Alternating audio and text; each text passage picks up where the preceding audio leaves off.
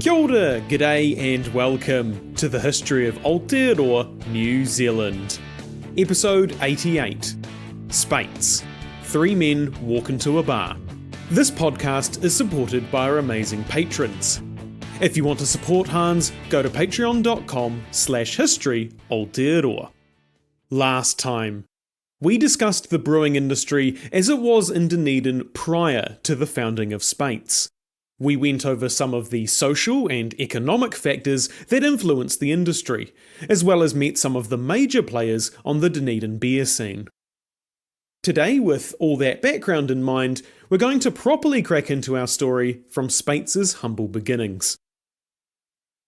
Quote, Rattray Street, from the site of the Shamrock or thereby, was a dark and dense grove of timber, which, had it remained to this day, might have become associated with superstition and foul deeds. End quote.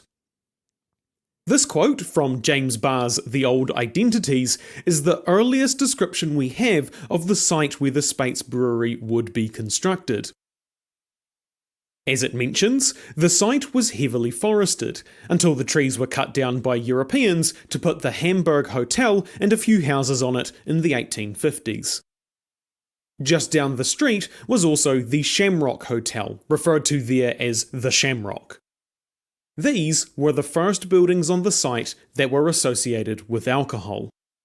But the first buildings related to brewing wouldn't be those made by Speight's.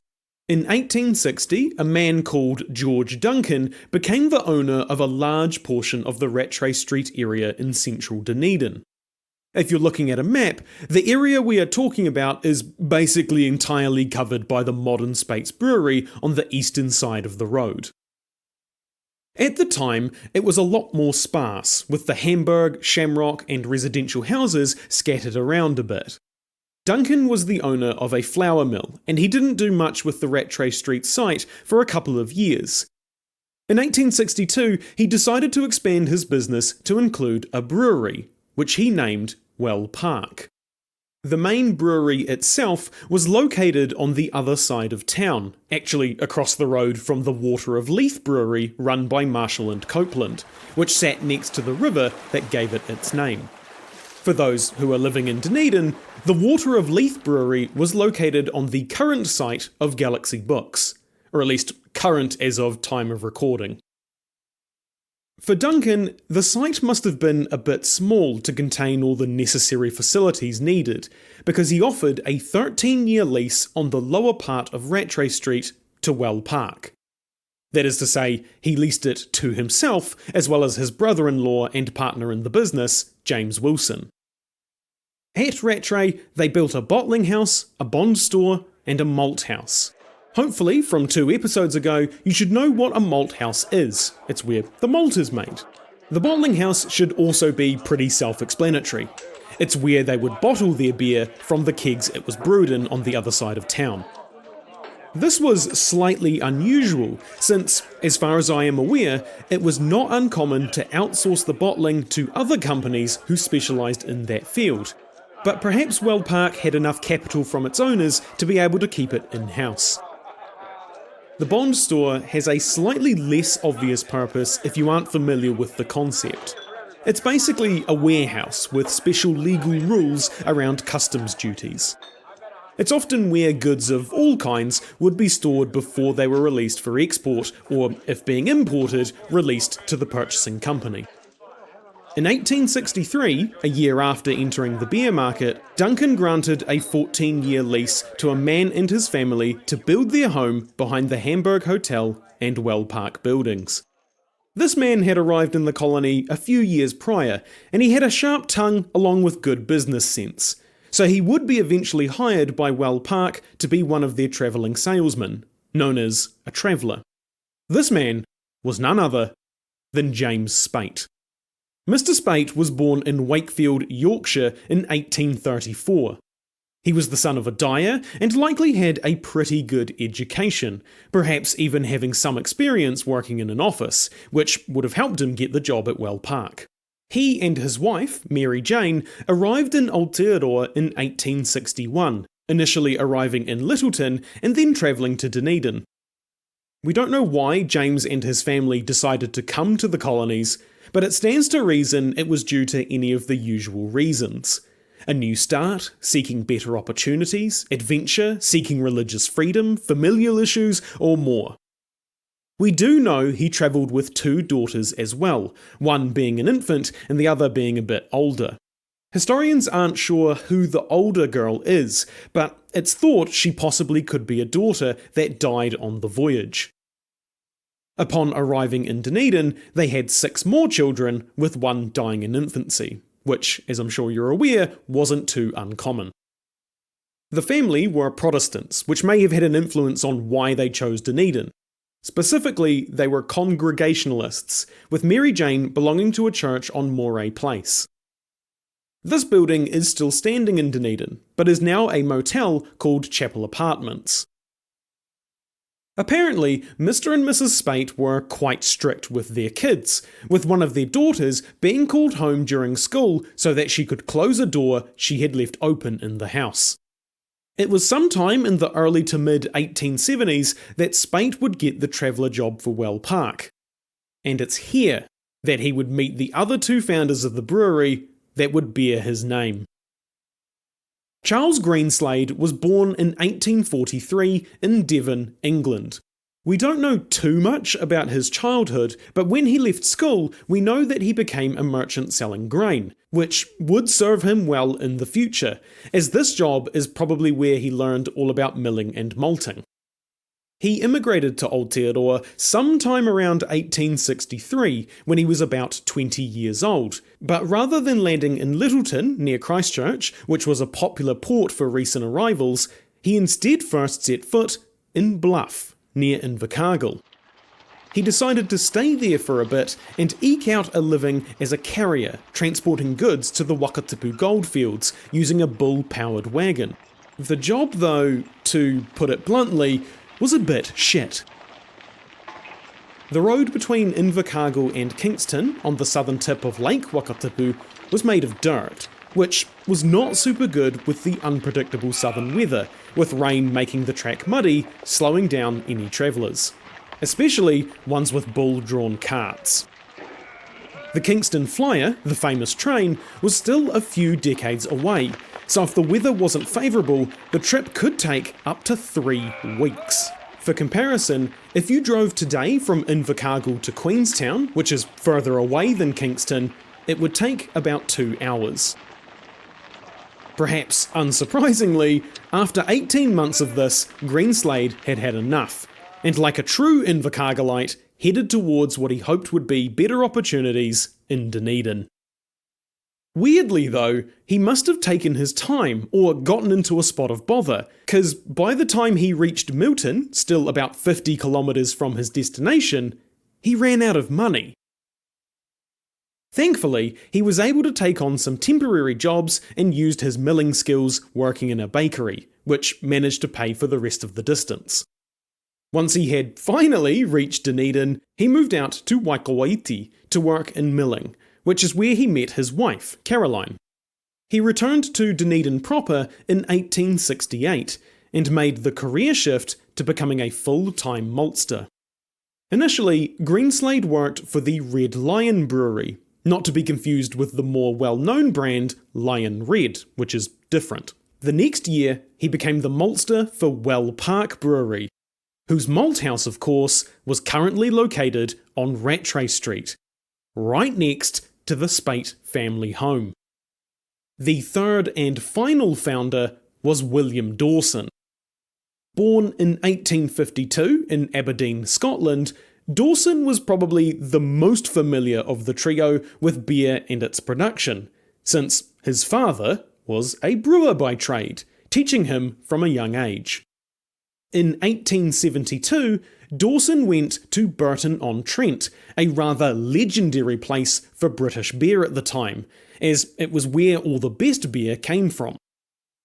There, he continued his studies to learn techniques and tips from some of the top brewers in the empire.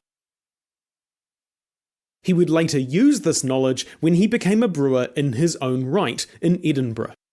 Dawson didn't stay there long though, At some point, he decided that New Zealand was where he wanted to be, and so he found himself in Port Chalmers, not far from Dunedin.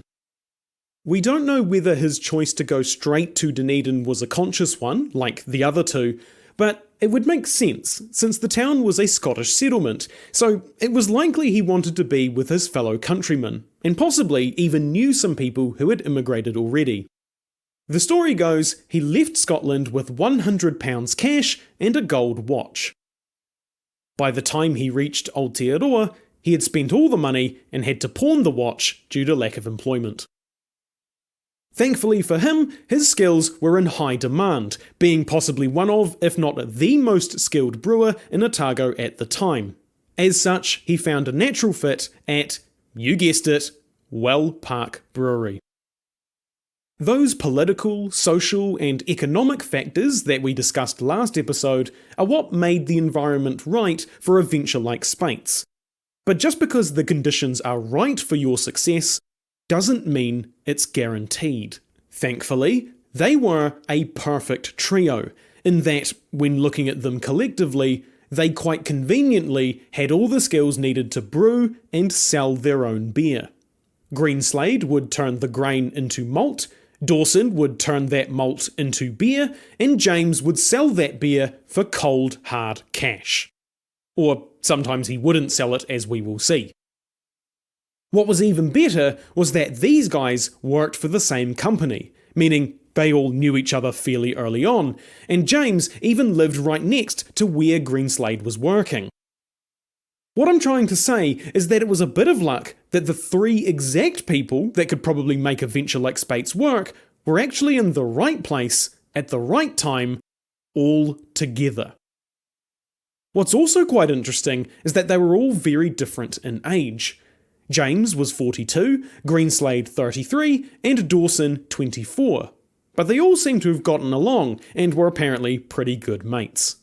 However, these guys didn't just meet up one day and decide to go it alone from James Wilson, who was by now the sole owner of Well Park. They may have talked about it on their lunch breaks, but having already got half-decent jobs and there being a lot of strong competition in the market already, including their own boss, the trio probably decided against it.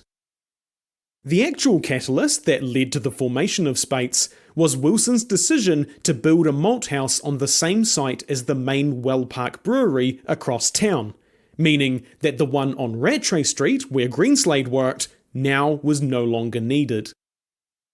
We aren't sure how or when they initially met up and decided on their course of action, but you can probably see where this is going. The three soon-to-be founders approached Wilson, asking if they could purchase the malt house, bond store, and bottling house with the intent to use them to start their own brewery. They even offered Wilson a stake in the venture, which initially seems like a way to butter him up since this would be adding more competition. But Wilson would actually bring a wealth of experience to the business, which would obviously be very helpful. From Wilson's side, he would of course get a new business with hopefully a healthy income. In general though, the trio did respect their boss quite a lot, so this offer was as much a goodwill gesture as anything else. In the end, Wilson declined the offer of partnership, but he was happy to lease them the land and buildings, and later sell them to the trio outright. You might think that there was a bit of tension between them. As I mentioned, Wilson was setting himself up for some competition, but actually, he was pretty chill about the whole thing, wishing them well and even giving them some help where he could. The only other person the trio would bring on staff initially was Cooper John Campbell, who would remain at Speight's until his death in 1903. A cooper, by the way, is someone who makes kegs, casks, and that sort of thing. The acquisition of the Rattray Street site was a significant boost to getting their venture started, as the buildings already contained nearly all the equipment they would need. The malt house in particular was said to be quite a significant building, having gotten into the paper a few years earlier. Quote, "The whole of the malt used in this brewery, Well Park, is manufactured by the firm at their premises in Rattray Street. The buildings consist of a brick structure, inside of which are the malting floors, bins, lofts, kiln, and business offices. The quantity of malt produced per annum is about 20,000 bushels, and beyond supplying their own wants, they send considerable quantities to up-country brewers, as well as to various places on the west coast and in the North Island." End quote. Making around 720,000 litres of malt every year was nothing to snuff at. In fact, Well Park had produced more than they needed, sending the rest to other breweries around the country. Which gives you an idea of the size and production output of these buildings. And the Speight's gang had them all to themselves. The lease started on the 1st of May 1876, which is considered to be the official beginning of James Speight and Co., with the site itself being called the City Brewery. Although we don't know exactly why he gave his name to the company, James Speight took on the more business aspects of the company, such as the finances, marketing, sales, and was company chairman, so he was basically the head of the company. However, James was actually the minority shareholder compared to Greenslade and Dawson. Of the 500 £1 shares, Greenslade and Dawson took 200 each, and James took 100. James was a bit more cautious and didn't want to put all of his eggs in one basket if the brewery turned out to be a dud. Spoilers, I guess, but the venture was a success, and he did increase his share a bit later on to be on par with the others. But he had other investments going on as well, just in case. Said investments involved James taking out a mortgage on his house to buy 271 acres of land in the Catlins and another 60 acres near modern Orokonui. Both of these were heavily forested and hard to get to, so the idea was that once the infrastructure was in place to allow easy access, he could chop the trees down to increase the value of the property for resale, or build something on it, and sell the mostly Manuka timber for a profit as a bonus. James Speight and Co. cracked into production almost straight away, and produced their first batch on the 4th of April 1876. You may notice that this was 1 month before the trio actually were given official lease of the property, and this was even 2 months before they got their brewer's license. It was risky, but they were keen to get brewing as soon as possible. The faster they made beer, the faster they could pay any loans they had to take out. The whole operation to begin with wasn't quite as sophisticated as the Well Park guys, partly on account that all the fermenting and brewing had to occur in the same building. So a malt house it was no more, the malting being done on Hope Street a few blocks over, with another building down the road that had a cellar that could hold 600 hogsheads of beer, that building being owned by a shoe importer. For anyone not familiar with brewing, a hogshead is not going to mean much to you, and fair enough. It's a really old term that is still in use today, that is a standard unit of measurement when it comes to brewing. Specifically, it's a unit of volume, which equates to about 245 litres. So that cellar, which can hold 600 hogsheads, is about 147,000 litres. I'm not going to do the conversion every time we mention it, just because we are going to mention hogsheads a lot, but hopefully that gives you a rough idea of the scale. For comparison, the direct fire tank that Dawson had to make beer in could hold about 2,940 litres, or 12 hogsheads, which was later expanded to hold 18 hogsheads. Although we don't know the first day that Speight's went on sale, we do know that the first mention of the brewery was in the Otago Daily Times on the 17th of June 1876, the day after they got their brewing licence. The first few years were tough on James Speight & Co., as they were competing with about a dozen other breweries in town, including Well Park and Water of Leith. Those breweries were quite big, both in finances and staffing compared to Speight's, who were relatively small with only a few employees, such as a cooper, cellarman, drayman, and a clerk. The economy of scale that the larger breweries had was enormous, and so each pint sold for them was much more profitable than each pint sold for Speight's. In fact, sales were initially so low that sometimes wages weren't able to be paid, and Greenslade even had trouble feeding his children. Him and Dawson did most of the manual labour themselves, with James mostly out and about trying to make sales.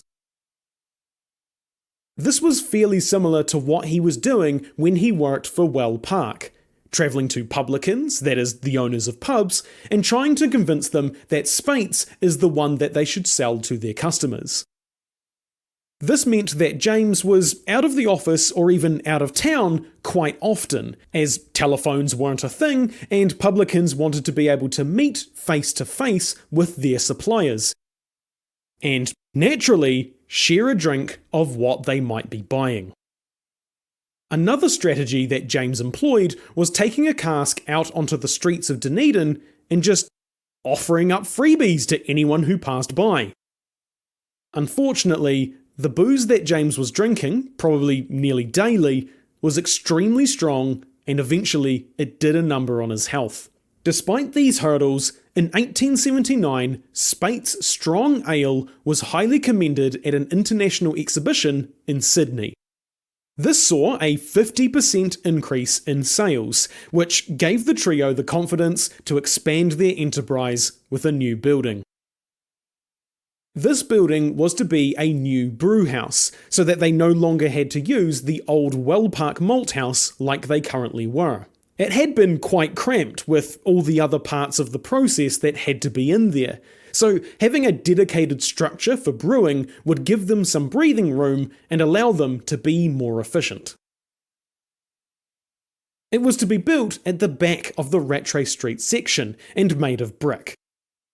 It must have impressed the trio quite a bit, because James, Greenslade and Dawson all commissioned its designer to build them new homes.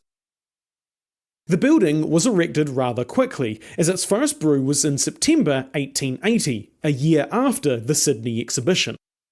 The malt house produced its last brew a month earlier in August, so undoubtedly there was a flurry of work to move all the equipment needed into the new brewhouse.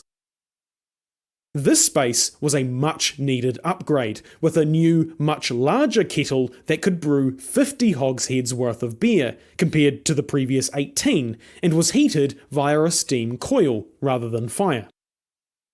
However, initially they couldn't make full use of it, as they were restricted by the 36 hogshead fermenting tun, which is where the wort was sent after the kettle.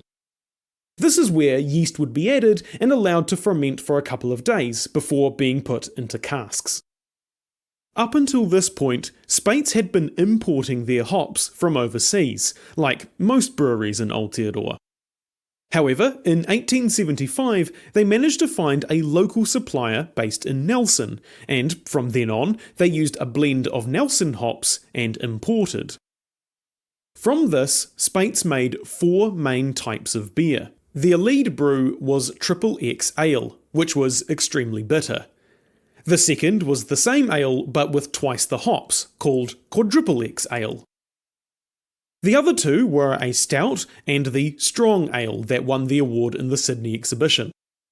Dawson's favourite to brew was apparently the stout, as he enjoyed experimenting with new techniques and ingredients, and that beer gave him the most room to let his imagination run.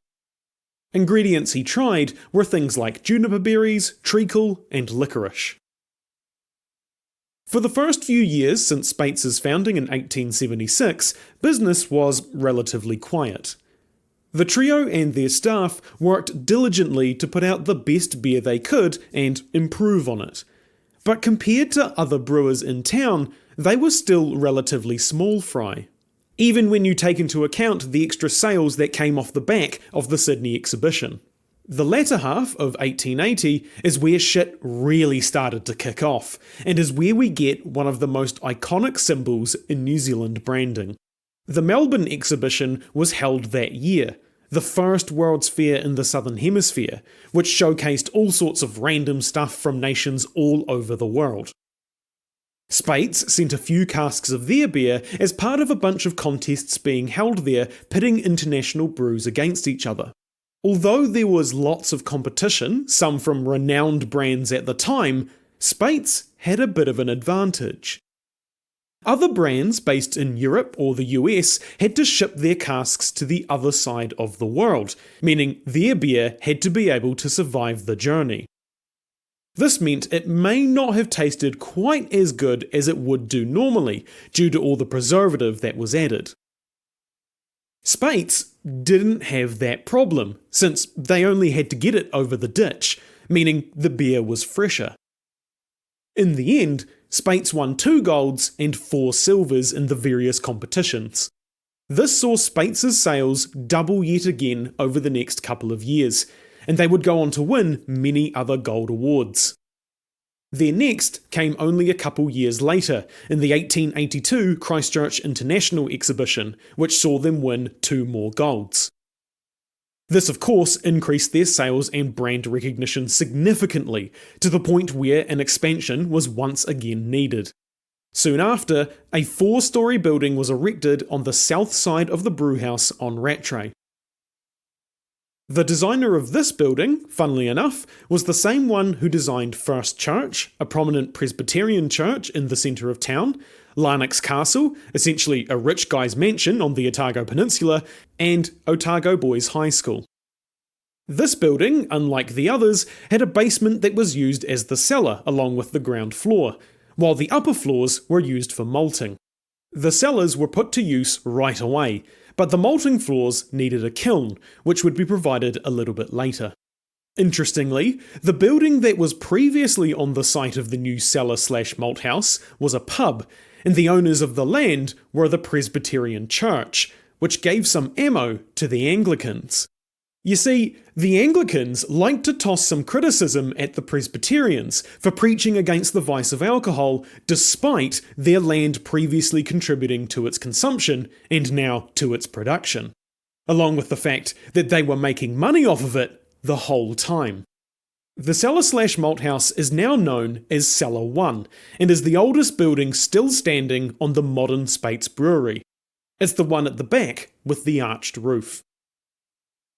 Something else that's a bit interesting is that Speight's was the first brewery in Dunedin that didn't have its own private water source. All the others had their own wells or got it directly from a stream.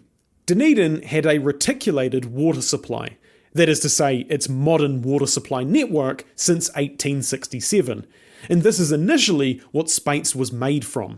Essentially, tap water. From 1883 onwards though, a new water source was used from a well they dug off-site, which led to an underground aquifer, and was the first time that Speight's was made with well water.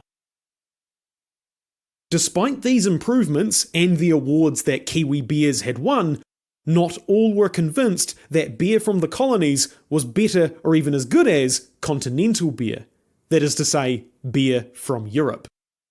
On the 5th of October 1882, the Otago Daily Times published an article claiming that continental beer was, quote, not nearly equal to the best English beer, end quote. The article basically just talks about how colonial beer isn't that good, because it tastes kinda weird from all the sugar in it. Quote, as long as the brewers continue this practice for whatever reason, they will fail to produce the best possible beer that could be brewed in New Zealand, end quote. The article seems to imply that brewers in Aotearoa do have access to good local ingredients. It even specifically references Nelson's hops, but that part of the reason that New Zealand beer wasn't very good was because brewers weren't using those ingredients, and instead were using imported stuff. James Speight was very offended by the whole thing, and wrote a letter to the ODT. But something went awry there, and a few days later, an advertisement appeared in a rival paper. Quote, "Newspaper fairness. To the editor of the Saturday Advertiser. The Otago Daily Times of Thursday published a leading article which endeavoured to show that colonial beer will not be a comparison with English beer, and that it is unwholesome. Now, as our firm took at the Melbourne exhibition 2 first and 4 second prizes in competition with many British, continental, American and Australian brewers, we thought such an article should not be allowed to pass without contradiction. We accordingly forwarded the following note to the editor of the Otago Daily Times. To the editor, Sir, we read your article this morning with astonishment. The best reply to it is that our beers took at the Melbourne exhibition no less than 2 first and 4 second prizes. By inserting this, you will oblige, yours etc., James Speight and Co." End quote. So basically, James had written this letter to the ODT, originally countering their article by saying that they had won numerous awards, so the paper was full of it. He then asks them to put this letter in the paper. That's what he means by inserting this, you will oblige. So why was James having this rant in a rival newspaper, the Saturday Advertiser? Well, he details that in the next part of the ad. The ODT did not oblige to insert the letter or even any of the details within. Instead, James got a simple reply from the editor. Just a single sentence. Quote, "This is too cheap an advertisement." End quote. Oh. As you might imagine, this did not go down too well. The rest of James's letter to the Advertiser then goes on, quote, "In order to show that we have no desire to obtain advertisements on the cheap, we now request the editor of the Saturday Advertiser to insert this communication in your advertising columns for 3 months." End quote. So, to break this down, James was putting the ODT on blast in a national newspaper. And since they called him cheap, he was going to pay for the privilege for 3 months just out of spite. What a fucking legend. Funnily enough, James Speight wasn't the only one that was pissed off about this. I found 2 other letters that actually were printed in the ODT in response to the article. One of those even being from James Wilson of Well Park. And boy, does he let rip. Quote, "Sir, your leader of the 5th cannot be allowed to pass unchallenged. To anyone conversant with the brewing trade, it is evident that you have written on the subject without any knowledge of the matter. Your arguments have no foundation and show complete ignorance of the question. You make assertions without reasoning, and your summing up is simply this: colonial beer is bad. You have adduced nothing to refute or prove wrong, unless it be the use of sugar in colonial breweries. You have not shown that its use in the manufacture of beer has any deleterious effect, and before assailing such an important industry in the manner you have done, you should have placed yourself in a position to substantiate your theory." End quote. I absolutely love that this basically reads like a modern letter to the editor, just old-timey. To translate, Wilson picked up on the same thing I did, that their only argument was that the use of sugar is what made colonial beer bad in their eyes, and to boot, they had provided no evidence to prove the sugar was the problem, if there even was a problem. The letter is actually much longer, talking about how expert brewers held the opposite opinion to the ODT, that a bit of sugar was actually good. Wilson also goes into the reasons why sugar is used, disproving a rumour that it was a replacement for the more expensive malt. He adds some discussion about the alcohol percentage in English versus colonial beers, kinda saying that English beers will get you drunker since they have more alcohol and as such are less quote-unquote wholesome, which is something else that the original article went on about. He actually has quite a lot more to say, but we've already gone on enough of a tangent, so if you want to read the original ODT article and some of the responses to it, I'll post a link to them in the show notes. In what I can only guess, a final middle finger to the ODT, From this point on, Speight's regularly advertised their awards in the papers. For the last wee while, it was go, go, go for the Speight's crew. But in 1883, there was a depression on, and combined with increased local competition, sales had taken a bit of a hit, which is where they would stay for about 5 years. It wasn't enough of a dive that they had to shut up shop, but enough that could be felt. However, this didn't seem to worry the trio all that much, as the production team had been pushing themselves hard to keep up with demand for the last few years, so this actually allowed them to slow down and relax a bit. In fact, what we see during this period is that despite there being a depression causing many breweries to close, the national production of beer increases, meaning breweries were getting more efficient with their processes. Probably given the slowdown, during this time there were a number of social events for Speight's, such as the yearly company picnic, which was big enough that it got a newspaper article in 1884, attracting, quote, between 300 and 400 people, end quote. They also had a rugby match with Marshall and Copeland's Water of Leith brewery. Despite Speight's getting the lead in the first half, Marshall and Copeland managed to get the upper hand in the second half to get the win.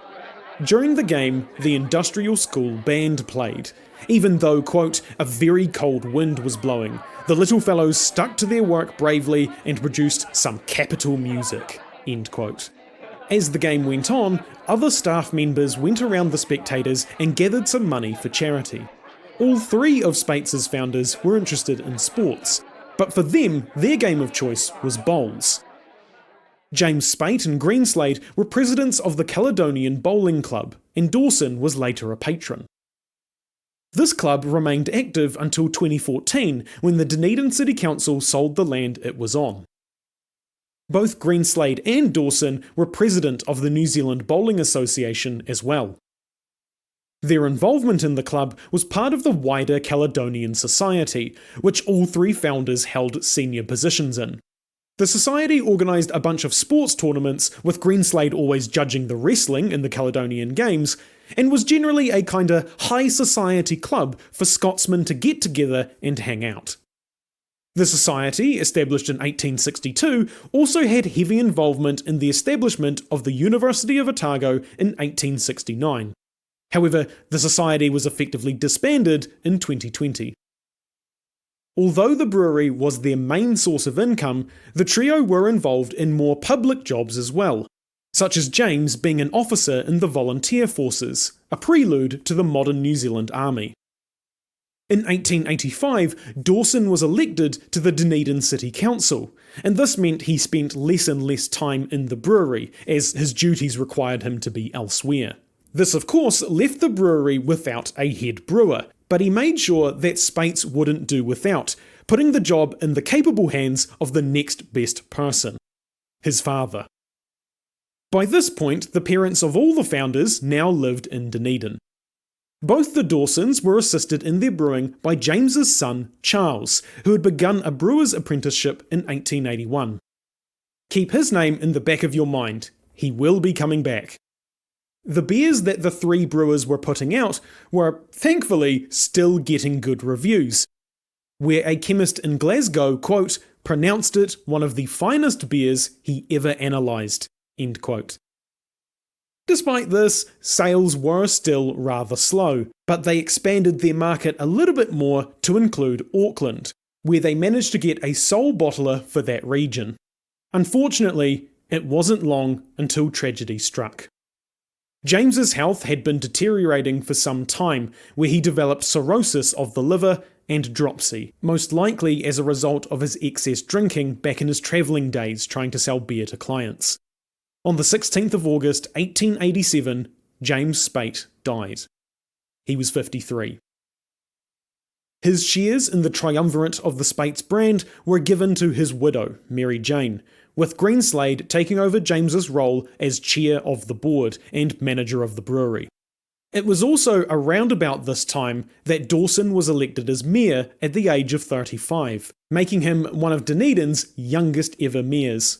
James had overseen the Speight's brand as a relatively small brewery compared to some of the others throughout New Zealand. not holding nearly as much brand recognition as it does today.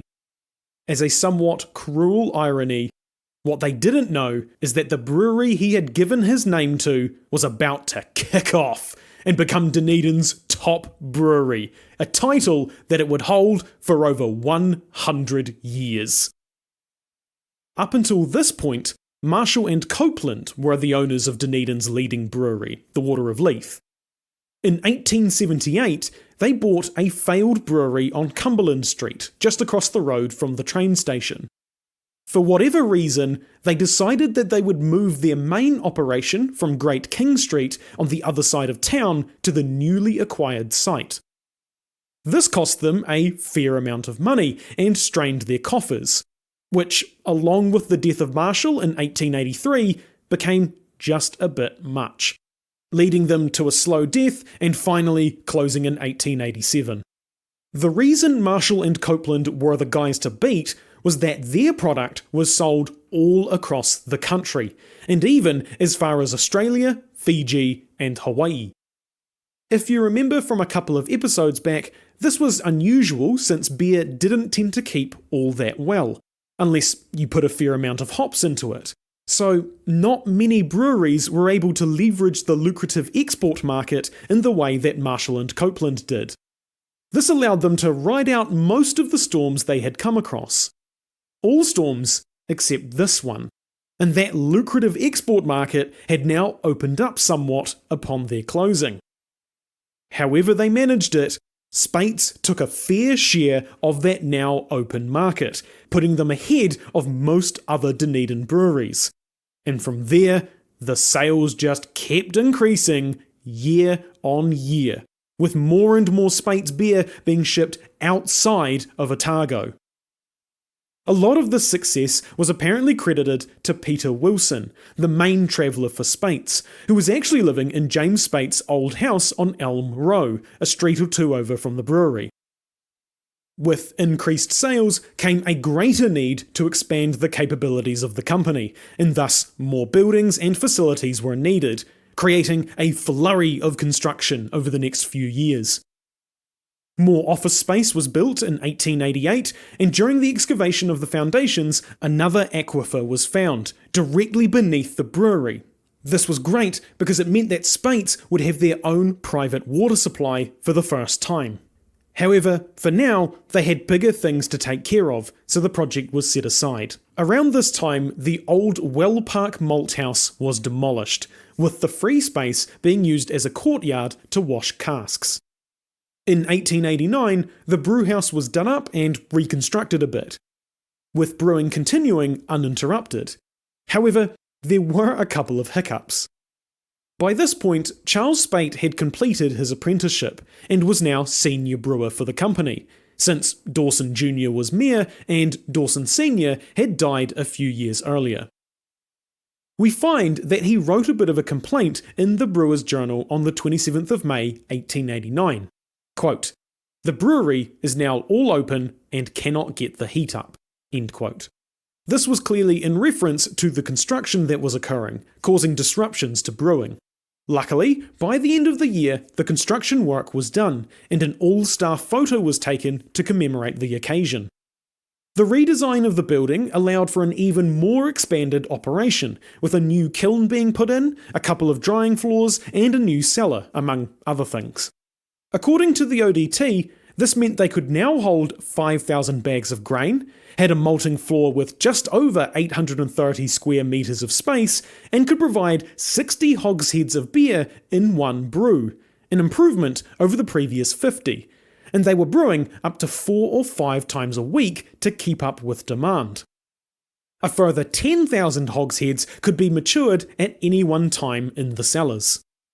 The article that this came from praised Speight's for their care and quality of their product, as it was part of the South Seas exhibition. That's a bit of a change of tune from 4 years earlier. As this was another World's Fair, there was a beer competition which Speight's naturally entered, winning 3 golds and 2 silvers. After the exhibition, Speight's bought the buildings that were used for it and relocated them to the brewery on Rattray Street to use as a stable. Sometime prior to this, the old Speight family home that stood at the back of the site must have been demolished, because that's where they put the new buildings. This stable was used to receive barley into the brewery when it arrived by carriage. Once all of this was done, the company's attention turned to the question of the water that they now knew sat beneath them, and how they could access it to make beer. 2 steam-powered pumps were brought in to pump the water into a tank, which was basically just a wooden vat on the top floor of the brewery. And on the 8th of August 1890, the Brewer's Journal simply read, quote, "Started using our own well water," end quote. This quite simple statement belays what was a significant development, because you may recall that Speight's had been made with tap water up until this point, so using fresh well water was a major improvement. Before the water got to the vat though, it was used to cool down the previous batch. The water remained a cool 13 degrees Celsius all year round, and was used in what was called a vertical fridge. Basically, they would have a long copper pipe that would coil around with the cold water from the aquifer being pumped up to the vat on the top floor. At the same time, hot wort from the current brew would be trickled down over the pipes. Copper is a great conductor of heat, so the energy from the wort is easily transferred to the water in the pipes, meaning that once the wort reached the bottom, it was cold, and when the water reached the top, it was hot. This saves having to cool the wort in those long containers, which exposed them to the air and contamination. The now hot water could also be used to fill the mash tun, without spending the time to light a fire and heat it all up. So overall, it was a big time saver. This is apparently still how it is done today. Fun fact, the gills of a fish work in a similar way with the transfer of oxygen from the water into the blood. Another piece of tech that they installed in the brewery was a 12 horsepower engine which powered pretty much all the machines. Next time, we will properly introduce what you may call the first major antagonist to Speight's, and in fact the wider alcohol industry, the Prohibition movement. They will make their first move in trying to rid Aotearoa of the devil's juice, and we will see how the breweries responded to this crisis, along with the changes that were made to secure Speight's future. If you want to send me feedback, ask a question, suggest a topic, or just have a chinwag, you can find my email and social media on historyaotearoa.com. Aotearoa spelt Aotearoa. You can also find helpful resources there, like transcripts, sources, and translations for some of the te reo Māori we have used. You can help support Hans through Patreon, buying merch, or giving us a review. It means a lot and helps spread the story of Aotearoa, New Zealand. As always, haere tū atu, hoki tū mai. See you next time.